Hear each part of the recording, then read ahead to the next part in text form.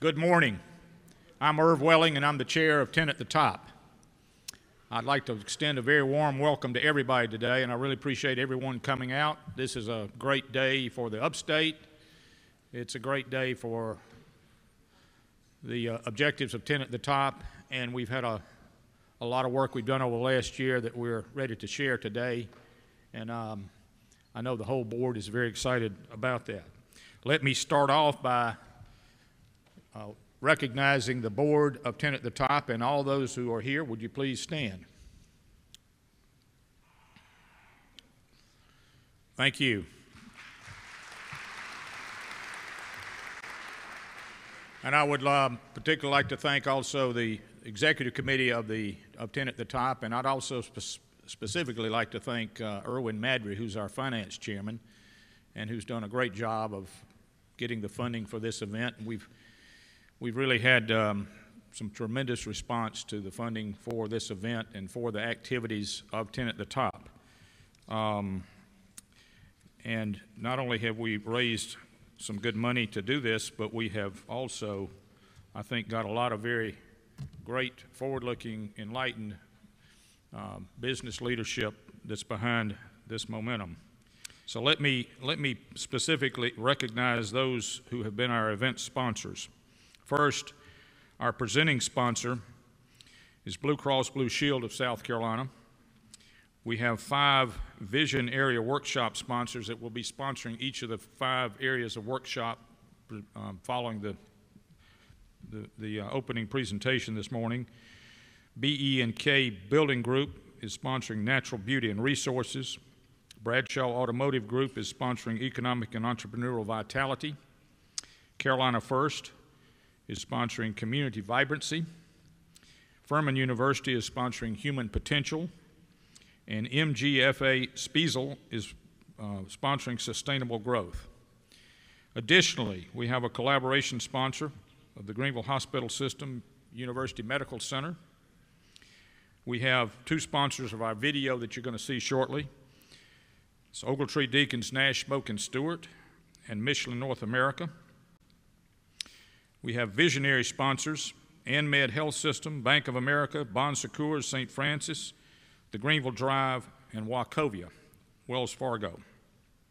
And we have a number of event sponsors to include Blue Ridge Electric Co-op and Blue Ridge Security Systems, Bradshaw Gordon and Clinkscales, Dixon Hughes, Duke Energy, General Wholesale Distributors, Goodwin Mills and Kaywood, Greenville-Spartanburg Regional Airport, Harper Corporation, Hospitality America, Hughes Investments, KPMG, McNair Law Firm, Piedmont Natural Gas, ScanSource, Smithmore Leatherwood, Spartanburg Regional Medical Center, Cenex Corporation, the Palmetto Bank, Trail Corporation, and finally USC Upstate.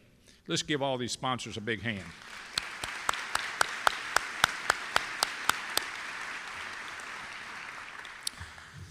And I would also be remiss if I didn't specifically thank, and I very much mean this from the bottom of my heart, special thanks to Velda, Brandy, and the entire Hughes Agency team. They've just done a marvelous job for this organization and not just for this event, but on an ongoing basis. So thank you very much.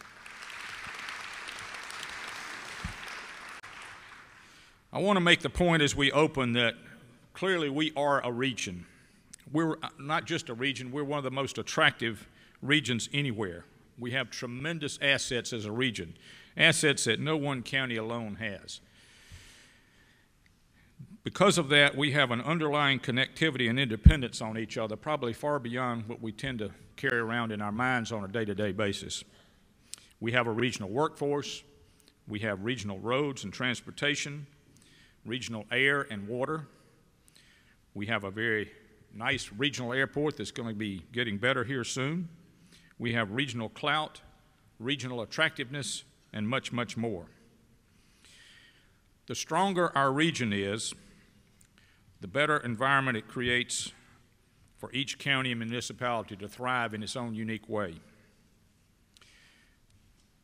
We must move from the thought of that we compete against each other to the thought that we are together. And who we really compete against is other regions that have their regional act together. it's extremely important that we work together. And let me just add, and we'll talk about this some more during the day, but relationships are the building blocks for building a stronger region. And I think, as most of us in this room have seen over a number of events that we've had on a regional basis, that as we've gotten to know more and more people in other parts of the region, it's certainly enriched us each, but it's also made this whole idea of regional cooperation even stronger, because now we're relating one-on-one with people. We can put a name with a face. We know, and we begin to build trust, and that's what we've got to keep moving down the road. We've had a nice journey to date, and let me just hit a few of the highlights of where we've come from, because as we sit here today, we're not starting from ground zero. We've actually got a pretty good heritage of regionalism started. We still have a ways to go, but we have a nice heritage so far. We've got the Upstate Alliance, which has been around 10, 11 years, and is a very strong regional marketing alliance. We have the Chamber Coalition of chambers from all over the region work together and collaborate together on an organized basis. Upstate Forever, Brad Weich and his group cover the region. We've got a new Upstate Legislative Caucus, which I think is beginning to really get some traction and will be important as we move forward in helping our regional thinking.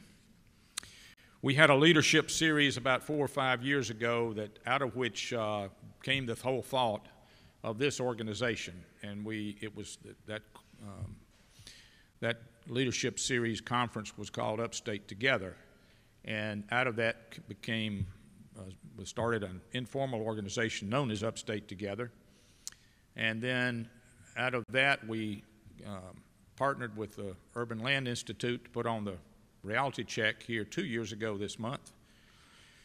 And out of Upstate Reality Check, this organization was started and formalized, and 10 at the top. And we've had a number of things that have happened in the last 2 years in this organization. One of the most significant is that we hired Dean Hebel, and Dean joined us in January of last year and has really hit the ground running, and I want to thank Dean for all that you've done and the energy you bring to this group. In addition to your knowledge and experience, has just been very pivotal in this group. Thank you.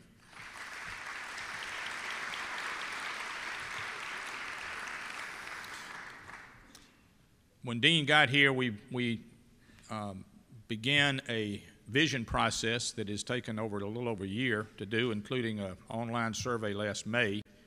This process has involved 10,000 people, and you're going to hear the results of this vision process today, and I'm not going to steal John Stockwell's thunder here as much as I would like to.